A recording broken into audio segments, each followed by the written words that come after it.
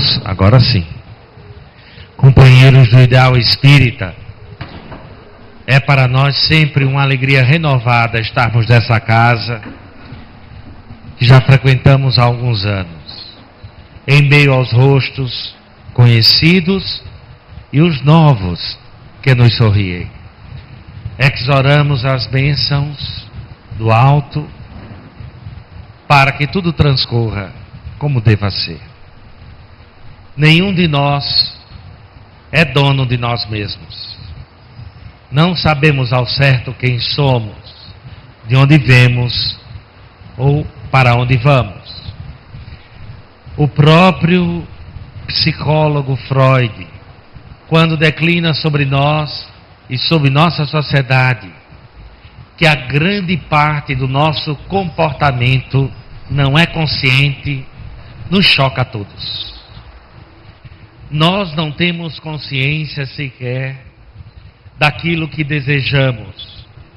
E em paralelo à realidade que conhecemos, corre uma outra subjacente, que conhecemos como inconsciente.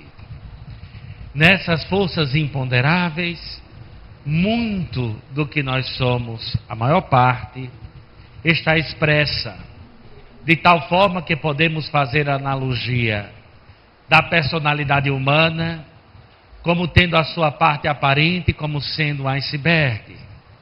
1/5 do seu volume, apenas 20%, é o que nós conhecemos. E os outros 80% é aquilo que nós não conhecemos. Então aqui nós nos falamos mutuamente daquilo que sabemos, do pouco que conhecemos de nós mesmos, e ignoramos as forças que nos fazem viver e os desejos que nascem em nossos corações. A vida é um enorme desafio nesse contexto que o Espiritismo nos traz à luz. Nos diz a doutrina espírita que há para o espírito um impositivo da lei, que é a encarnação, a reencarnação no nosso caso. É imposto ao espírito, não é uma escolha. Nós devemos reencarnar. E voltamos ciclotimicamente a cada 3 ou 4 gerações, como sugere a Bíblia em sua Gênese.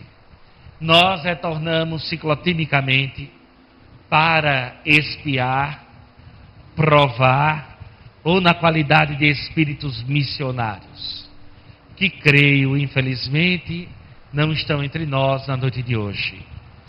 A grande maioria virá para a expiação e para a provação.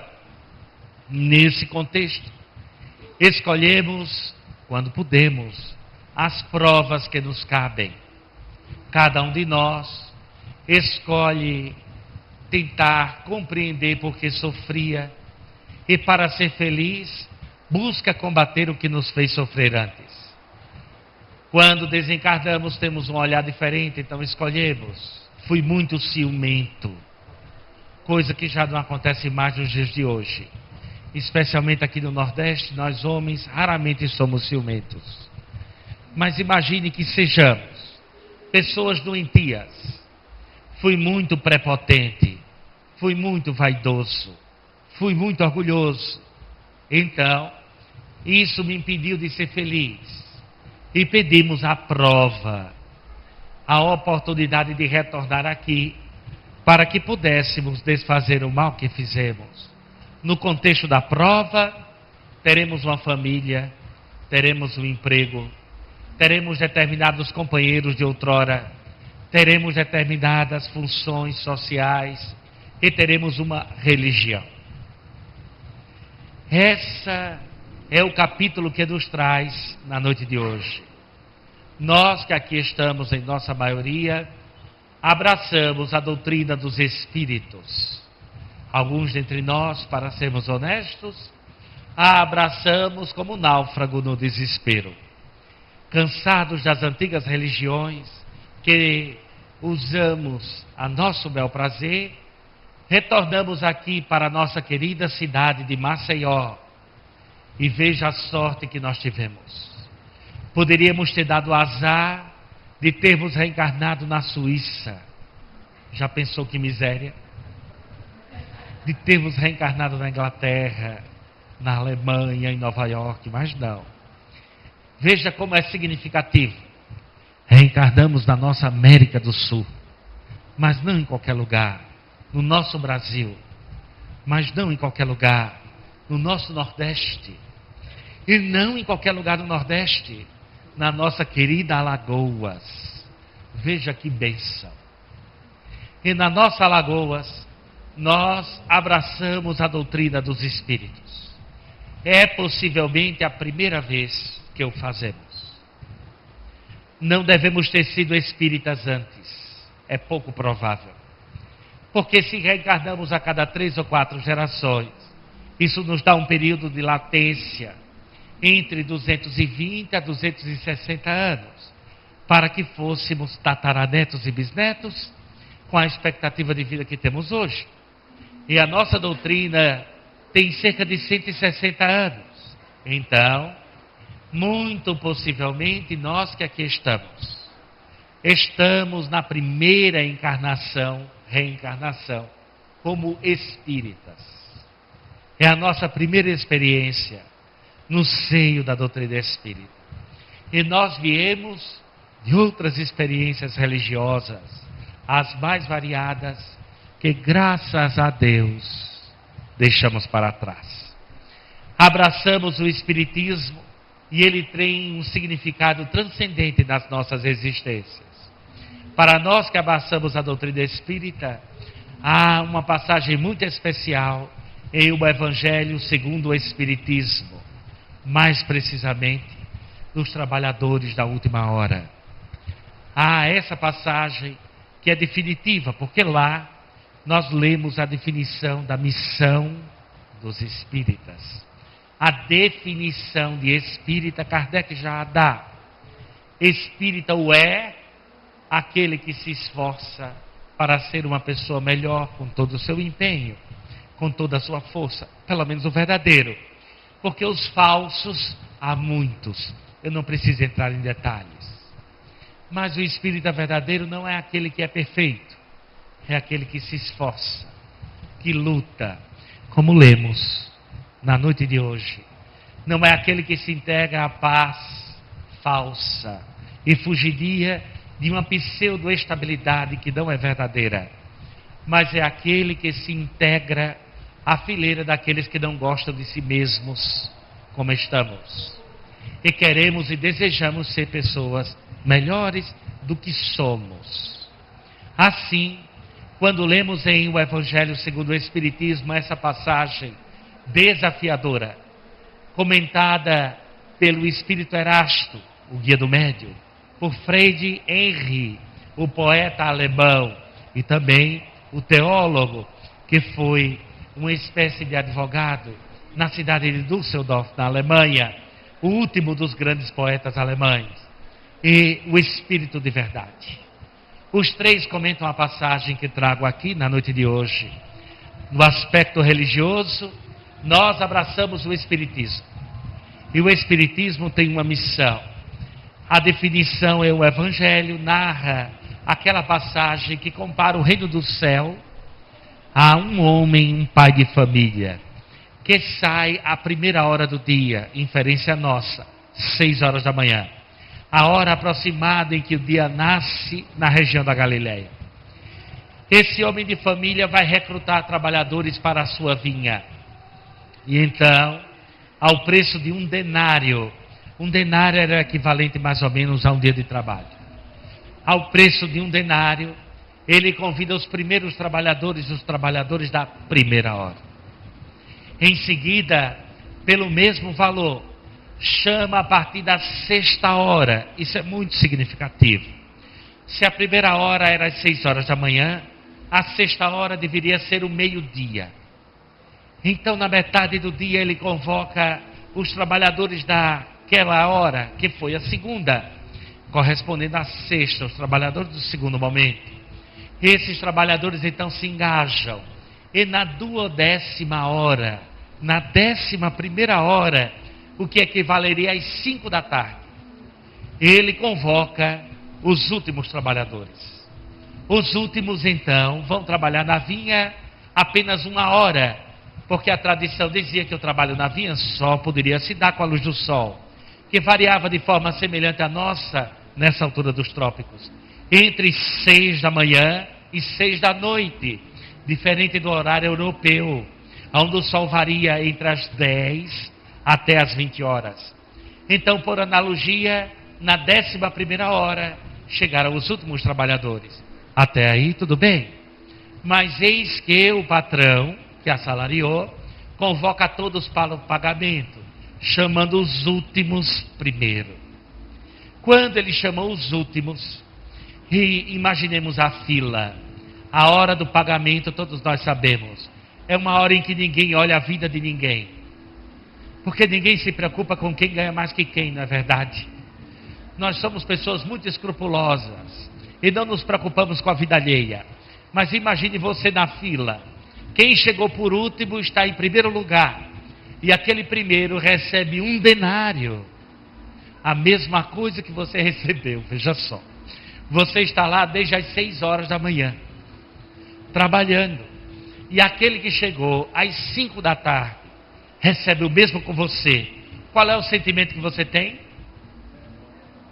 Não precisa dizer. Você já sentiu. Então naquela fila todos começam a murmurar. E quando chega o pagamento que eles percebem que os trabalhadores da última hora recebiam também o denário, o que era devido a um dia de trabalho, os últimos protestam. Peraí, não é justo. Esses chegaram às 5 da tarde quando o Senhor chamou. Eu imaginei que haveria uma proporcionalidade. Mas o que o Senhor está me dizendo é que esses últimos receberão o mesmo que eu receberei. E então o Senhor da vinha lhes dá umas respostas muito interessantes. A primeira deles foi: em que lhe prejudico? Que foi que eu combinei com você? Quando eu combinei com você, combinei que você receberia 1 denário. Não foi? Foi, senhor. E não é esse o salário que o senhor está recebendo? E eles todos concordam, de fato, esse é o salário. E aí vem a pergunta: por que tens mau olho? Porque sou bom. Porque não posso eu fazer o que quero? Que obrigação eu tenho de pagar o que você espera e não o que foi combinado? E todos se calam. Ou seja, não é uma questão de justiça, porque o justo foi feito. Eu combinei 1 denário com você, combinei 1 denário com ele, ele aceitou, e assim foi feito. Então todos recebem o que foi combinado. E você tem mau olho. Mau olho é uma coisa que nós no Nordeste conhecemos bem. Já ouviram falar em mal olhado? É uma coisa rara. É o famoso seca-pimenteira. É o invejoso. É uma energia muito rara. É muito difícil encontrar um invejoso na vida. O invejoso é necessariamente aquele que olha não para o que está tratado, não para o que está combinado, mas relativiza o que recebe com o que o outro recebe. E estabelece um termo de comparação. Sempre, naturalmente, se colocando na condição de injustiçado. Então o Senhor da vinha diz: esses últimos receberão o mesmo, porque eu sou bom, e entregam salário. De fato, se tomamos a analogia pelo valor pecuniário, pelo valor monetário, pode surgir em nós uma revolta. Mas tentemos reler a parábola sob o que nos propõem os espíritos que dissertam sobre ela. A vinha é a vida. É o trabalho em marcha na sociedade. É o trabalho da evolução.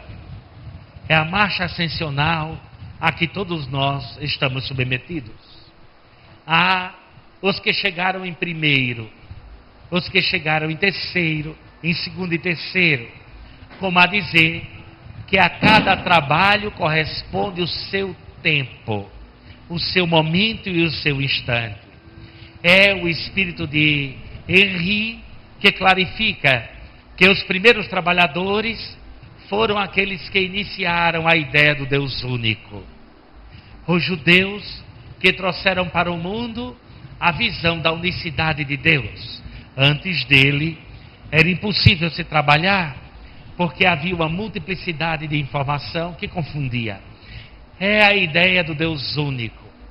Os segundos trabalhadores foram os primeiros cristãos.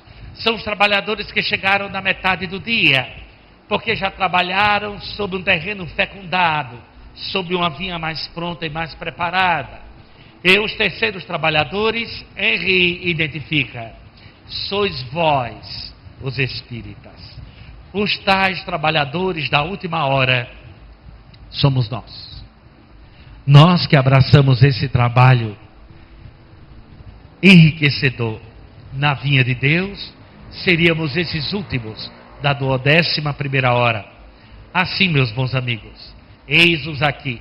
Há cerca de 160 anos, nós somos convidados para essa primeira reencarnação como espíritas. Identificados os espíritas como os trabalhadores da última hora, é o espírito Erasto quem vai dar a orientação da missão que tem os espíritas. E ele começa fazendo uma pergunta: já não percebes o trovoar da tempestade? Já não sentes os novos tempos? Já não vês as mudanças? E quando nós olhamos para o mundo, de fato, vemos que o mundo chacoalha em perpétua mudança. É absolutamente impressionante como o mundo muda, e muda rápido. Nós é que não nos damos conta, mas em apenas uma existência já é possível registrarmos mudanças as mais brutais.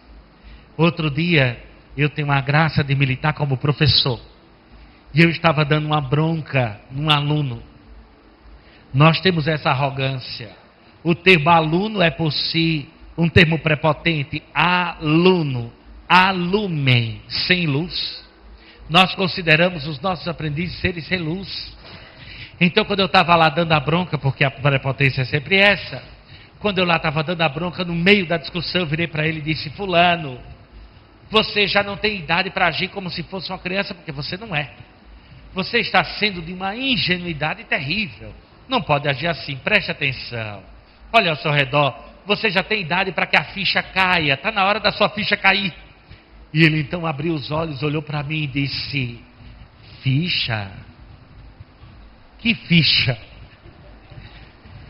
E eu imediatamente disse: a ficha que a gente coloca no orelhão. E ele olhou para minha cara e disse: orelhão? O que é um orelhão? Se você não sabe o que é orelhão, você só pode estar brincando comigo. Você nunca usou um orelhão da sua vida? Ora, deixe de sua gracinha, senão eu vou ter que mandar você tirar um retrato com a sua cara lisa. Ele disse: retrato, professor? As coisas estão ficando muito piores. Eu tenho 43 anos. E apenas em uma existência, eu vi os telefones. Vocês lembram? Os telefones tinham de ser declarados no imposto de renda. Para que você tivesse um telefone, você precisaria comprar ações de uma empresa chamada Telebrás. E existia uma outra chamada Telasa. E para instalar, era uma coisa de rico. Então, quando nós instalávamos um telefone em casa, a primeira coisa que chamava a atenção é que ele era a disco. Você discava, porque era um disco. Então a gente pegava aquele telefone, tirava e ligava para as pessoas. Havia um lugar chamado Embratel. Ainda hoje existe, mas com outra conotação. Aqui, na nossa cidade de Maceió, fica ali no alto, antes da descida daquela ladeira que vai nos levar à Praça dos Martírios. Era um prédio gigantesco. Eu, quando era criança, fui conhecê-lo. Então nós andávamos e quando você discava, isso virava um impulso elétrico. Imagine você. E esse impulso era traduzido pelo disco. Isso acionava, dependendo do que você discasse, uma coisa chamada telefonista. E você tinha no máximo 4 dígitos ou 5 para ligar para as pessoas. Hoje em dia o prédio da Embratel está completamente vazio.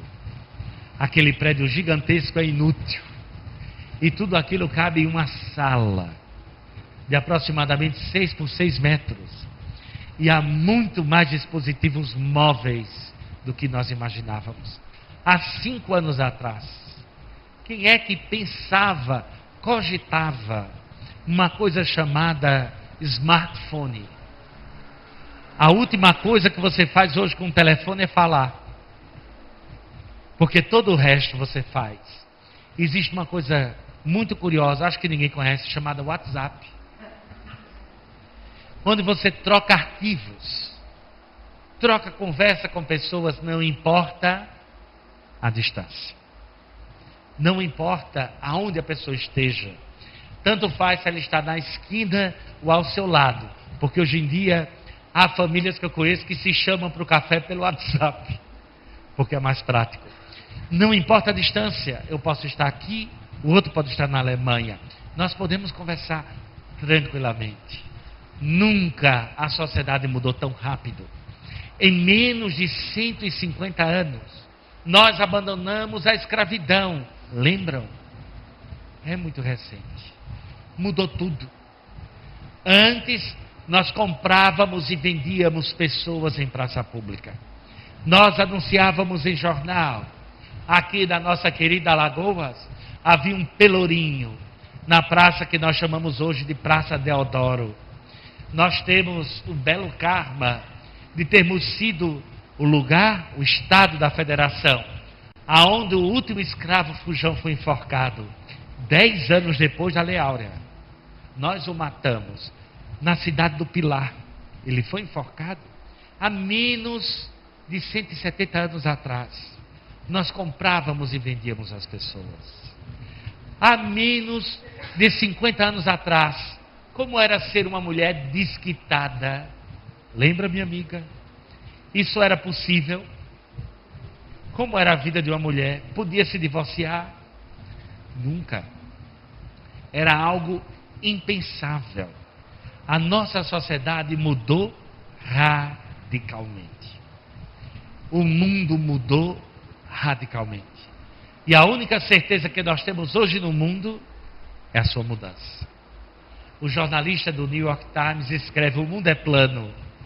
Surpreso com o fato de ser atendido no hospital de Baltimore, nos Estados Unidos, por um médico indiano, na cidade de Bengali, distante a milhares de quilômetros, através de uma videoconferência, o médico disserta para ele sobre o problema que ele tinha nos rins, com a ultrassonografia que ele acabara de fazer.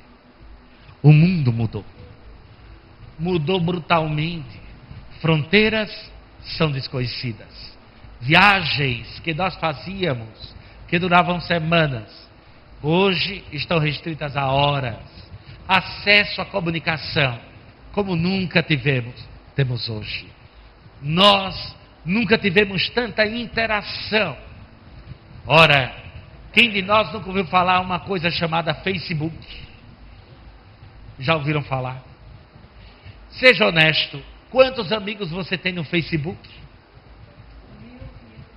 Alguns milhares.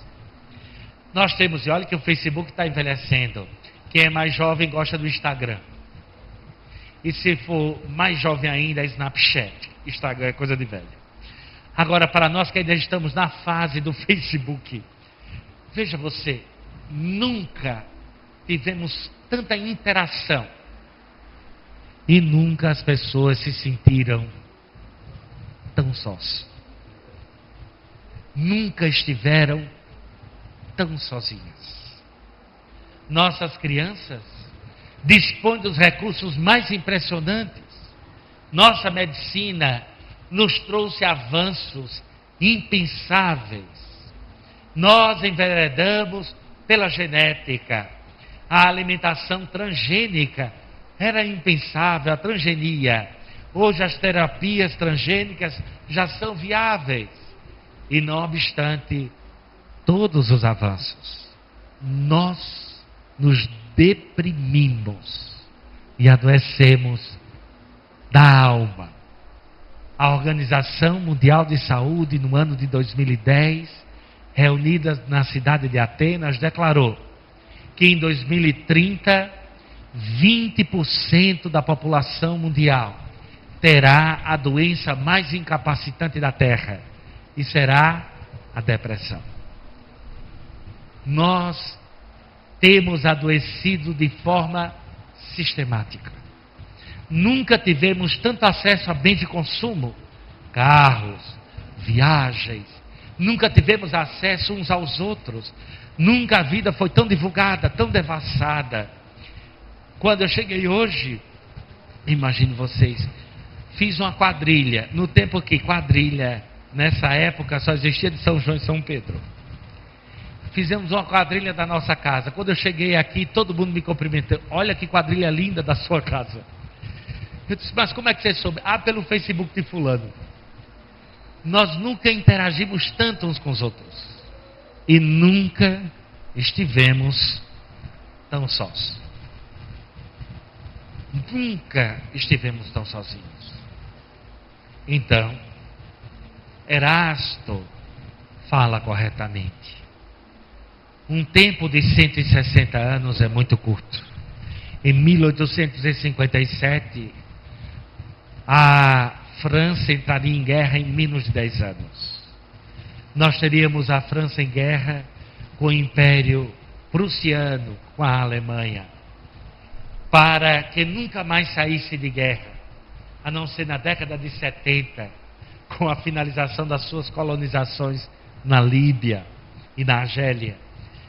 Naquele período lamentável, então, o espírito de São Luís faz um acordo com o espírito protetor do Brasil. E então combinam que a árvore do Evangelho seria trazida ao Brasil. Inicialmente, filosofia e ciência ganhariam nas terras brasileiras o que nós conheceríamos como religião. A religião dos espíritos seria cunhada e forjada aqui. E os espíritos que reencarnariam para a sua doutrina seriam os espíritos fracassados de outrora. Os trabalhadores de última hora que caíram nos mais variados erros e aventuras e outras religiões seriam chamados, especialmente aqueles que frequentaram a França. Daí ter virado piada que todo mundo que faz terapia de vidas passadas acorda na Revolução Francesa. É tão comum. Esse caso de amor entre a França e o Brasil tem raízes na necessidade espiritual de se plantar o Evangelho com os caídos.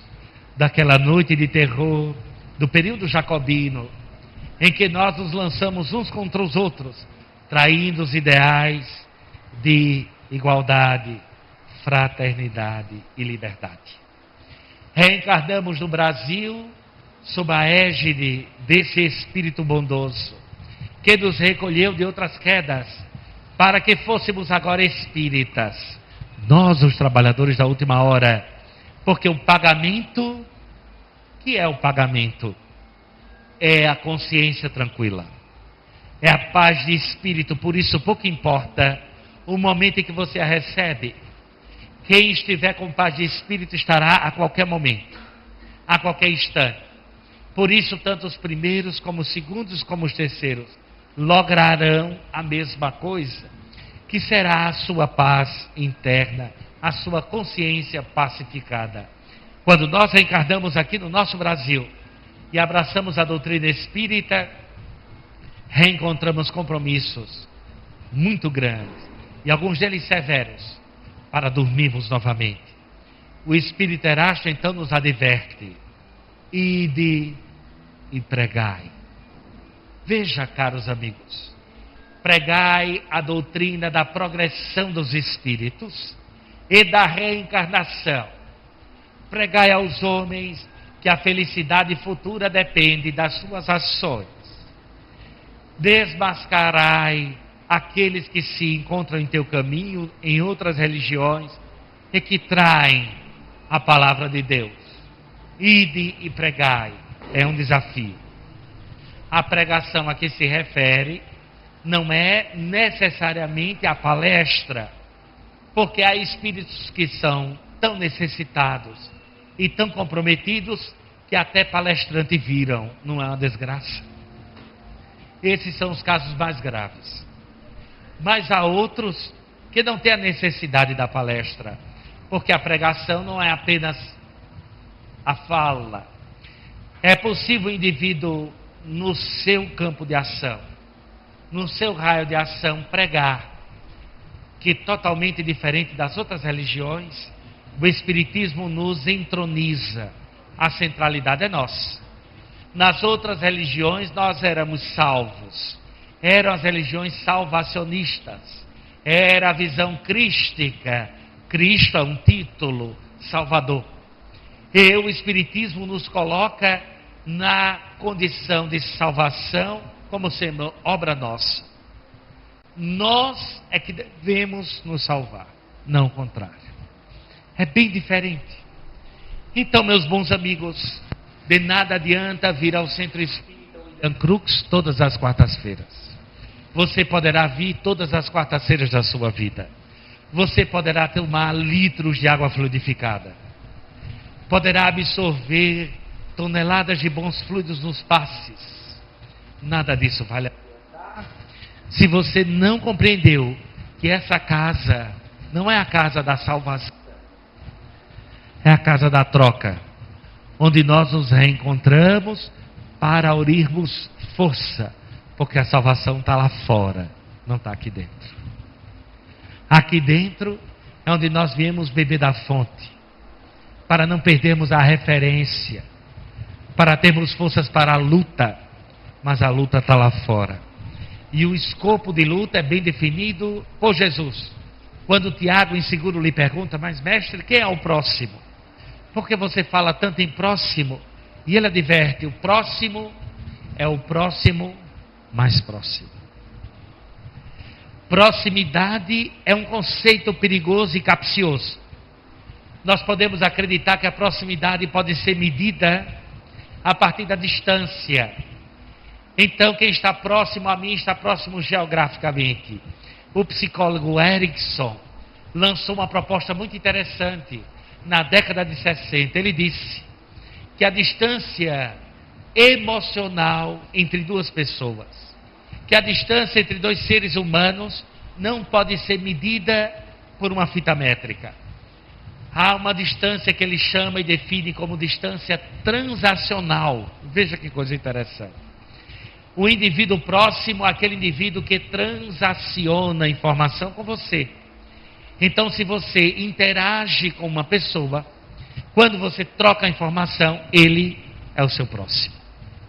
Estar próximo fisicamente não quer dizer estar junto. Vocês me entendem? É por isso que nos revolta tanto quando a gente está conversando com alguém e essa pessoa está próximo de outra através do WhatsApp. A gente está aqui conversando, fulano, desligue isso. E é claro, é uma falta de educação, é uma grosseria. Nós ainda estamos aprendendo a lidar com as novas tecnologias. Mas é a evidência do que nós já sabíamos antes. Porque às vezes na palestra, a gente olha para a pessoa tem contato visual, e acredita, eu tenho poderes. Há pessoas que eu olho e eu sei, elas estão aqui fisicamente, mas o espírito está desdobrado. Em alguns casos, trisdobrado. Porque a criatura vaga longe, distante. Ela não interage, não participa. Porque nós já sabíamos. É a mesma coisa quando a gente dá aula. O celular torna isso óbvio. Mas as pessoas numa mesma sala, no mesmo ambiente, podem estar profundamente distantes. E aquelas pessoas que estão muito distantes de mim, estarão vinculadas através de uma troca que o Espiritismo propõe. Chama-se a troca de pensamento. A troca de vibrações. A troca de energia. Porque se eu posso trocar arquivos, se eu posso trocar mensagens, também é possível trocar pensamentos. Mesmo que à distância, mesmo que cognitivamente, que conscientemente eu não compreenda, fulano me penetra na mente, nós trocamos. Nós perpassamos energias uns aos outros. Vivemos no mundo de retroinfluenciação. Então vá. Ide e pregai ao próximo que está o quê? Mais próximo. Que vibra com você na mesma faixa. Que troca informações. Que está junto de você. Não necessariamente fisicamente, mas emocional. Vibratoriamente. Aquele que se aproxima de você. Sem que isso seja conversão. E aí vai um grande risco. Nós no Espiritismo não fazemos proselitismo. Fazer prosélitos, criar adésios, converter é impossível, porque seria uma incoerência doutrinária. Nós no Espiritismo não pretendemos converter a ninguém. Nós queremos apresentar, o que é bem diferente. Pregar não é impor. Não necessariamente. Porque quando nós queremos impor ao outro, é o contrassenso. Nós já fizemos essa experiência e sempre dá errado. Não é possível converter pela imposição. A prova disso somos nós, que estamos na doutrina espírita e muitas vezes nem nos tocamos de que é para nós. Ora, quantas vezes a gente está numa palestra e fica maravilhado, escuta, meu Deus, que coisa linda, fulano devia estar aqui. Veja como é engraçado. Você pensa no outro e não pensa em você mesmo. Quem está é você. Mas ainda assim você acha que quem deveria estar era quem? Era fulano.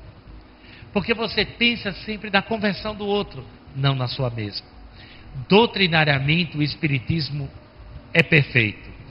Ele propõe que você se esforce para ser uma pessoa melhor. Veja, a definição de espírita é essa. Não é profunda? Então você pode, vejam os senhores a nossa ousadia. Você pode se preocupar não com a religião, mas com a espiritualidade. Preocupe-se com a espiritualidade do outro. Se ele é católico, que seja um bom católico. Se ele é ateu, que seja um bom ateu. Se ele é protestante, que seja um bom protestante, pouco importa. A nós espíritas não cabe a conversão de ninguém.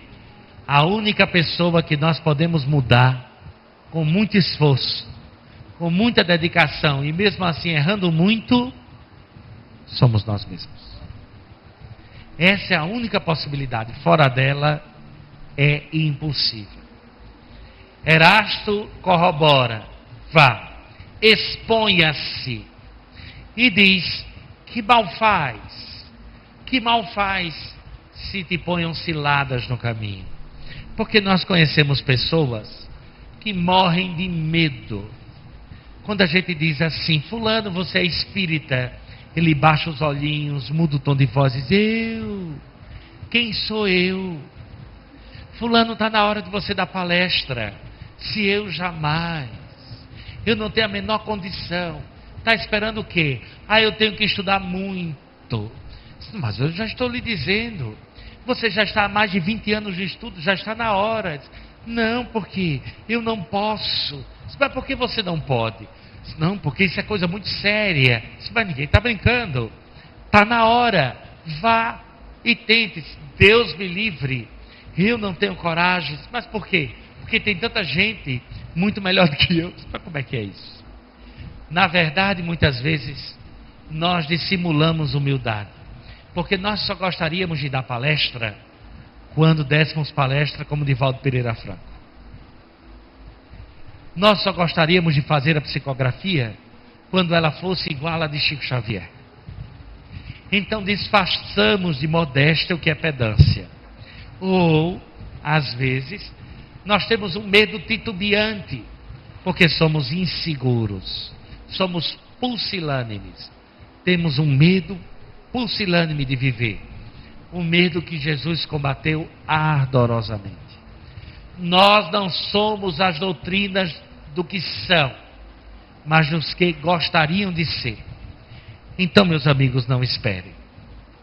Hajam, preguem, exponham, não tenham medo, assumam-se. E quando eu digo isso, a minha fala pode ser mal interpretada. Mas é bom que seja assumido. Posso até dizer, saia do armário religioso. Assuma a sua religião. Tenha coragem. O que lhe importa? Vão dizer, você agora é espírita. Mas é claro, com todos os meus erros. Porque ser espírita não é atestado de qualidade. Nem selo de ISO 9000, coisa nenhuma. Ser espírita é a condição dos que buscam ser, não dos que são. Então, quando eu me coloco como espírita, devo me afirmar cada vez mais. Eu sou, com todo orgulho, com toda alegria. Eu não sou grande coisa, mas tento ser, faz parte da vida. Assuma com alegria o que você é. Seja qual for a condição que se encontre, vá lá e faça. Porque os que falam mal, meu bom amigo, esse vai falar, quer você faça, quer você não faça. Fulano, vamos lá dar passe, eu não posso, eu tenho as energias tão impuras. Meu caro, se você for esperar ficar puro, vamos precisar de muitas encarnações. Não vai dar certo. Fulano, vamos dar uma palestra, Deus me livre, vai ter que estudar muito, como é que é? Quando é que você vai poder? Tem um grande amigo meu, uma pessoa muito querida, que certa vez comprou uma coleção de uma enciclopédia, veja como era. Na época, todo mundo invejava quem tinha enciclopédia. Então ele comprou uma coleção caríssima, tinha até vendedor, que passava de porta em porta. Então a enciclopédia era vendida, ele comprou uma coleção inteira da enciclopédia. E ouviu falar de espiritismo a partir dela. Depois ele comprou toda a obra de Kardec, era uma coleção lindíssima. E depois todos os filósofos, todas as obras que eram citadas das obras de Kardec, ele comprou todas. E um belo dia ele me veio fazer inveja. Porque a alegria de quem coleciona é fazer inveja a quem não tem. Então ele me chamou e disse, olha, veja que maravilha. Eu babei, mas que coisa linda. Olha só que maravilha. Então você agora vai estudar o Espiritismo? Eu disse, eu não. Mas por que você comprou tudo isso? Porque eu vou estudar o Espiritismo, que é coisa séria, quando eu tiver tempo. Eu vou me aposentar daqui a 12 anos. Quando eu me aposentar, eu vou estudar tudo isso sem parar. Até lá não tenho condição. Mas fulano, deixe comigo. Olhe, eu vou precisar só de 3 ou 4 anos, porque eu já tenho essa formação. Eu já sou pedagogo, já sou advogado. E daqui a uns 15 anos pode vir conversar comigo, que eu vou estar craque. Morreu 6 anos depois. Passou para o plano espiritual. E eu tenho certeza que ele agora está aguardando reencarnar para começar a estudar o Espiritismo. Porque tem gente que é assim, protela, teme, saia, vá adiante. Você que é simpatizante, seja, abandone a alcunha do simpatia e entre. Tenha empatia e sinergia. Entre na doutrina espírita e permita essencialmente que ela entre em você. Abandone o velho homem. Encare, eu conheço os muitos que dizem assim, eu não vou ser espírita porque eu não tenho coragem de abrir mão de certas coisas. E se eu for espírita, eu vou ter que fazer escolhas muito difíceis na minha vida. É muito interessante, eu lamento informar. Você vai ter que fazer essas escolhas mais cedo ou mais tarde. Só que se você as fizer mais tarde, elas vão ser muito mais dolorosas, muito mais complicadas. Então, meu bom amigo, seja, pode não ser o bom, pode não ser o melhor, mas seja. Abrace o Espiritismo, vá e pregue dentro das suas limitações, dentro das suas imperfeições. Engaje-se, porque nós somos um projeto em andamento, que nunca terminará, jamais vai acabar. Isso nunca tem fim. Comece de agora, assuma-se, Como é bom quando a gente assume alguma coisa. Já passaram pela experiência? Quando a gente de fato se coloca como é, perde o medo e enfrenta. Porque o grande adversário da vida não é a dor, não é a morte, não é o sofrimento. Lembre-se, você já morreu várias vezes. Você já sofreu dores muito maiores que as que sofre agora. Você já passou por situações muito mais complicadas. Já verteu lágrimas muito mais dolorosas. Você já passou por coisa muito mais difícil. O maior adversário não é a dor, não são as incertezas. O maior adversário da nossa vida hoje é o medo. Abandone o medo. Abrace aquilo que você crê. E não tenha medo de errar. Porque quem decide pode errar. Mas quem não decidiu, já errou. Abrace. Abrace as oportunidades. E que Deus continue a nos ajudar e a nos sustentar. Muito obrigado, meus amigos.